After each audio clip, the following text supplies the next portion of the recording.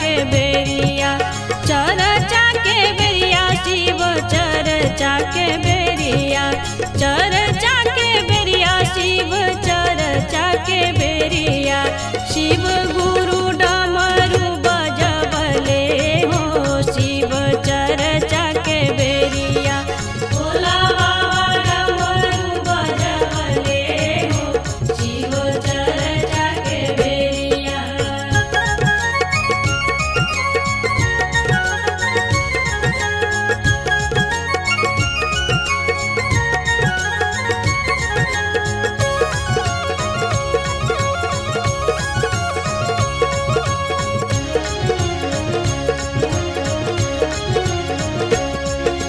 डमरू के आवाज सुनी ब्रह्मा जी आइले,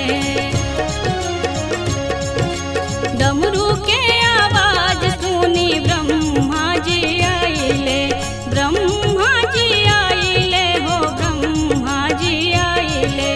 संगवा में सरस्वती मैया हो शिव चर्चा के बेरिया, संगवा में सरस्वती मैया हो शिव चर्चा के बेरिया। भोला बाबा डमरू बजबले हो शिव चर्चा के बेरिया।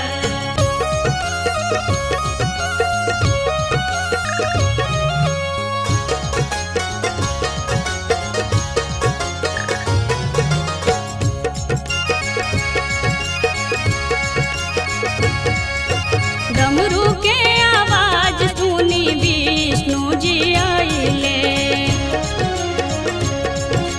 डमरू के आवाज सुनी विष्णु जी आइले, विष्णु जी आइले हो विष्णु जी आइले।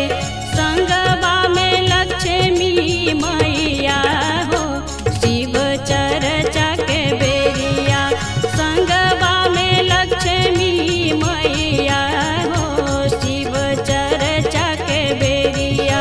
भोला बाबा डमरू बजबले हो शिव चर्चा के बेरिया।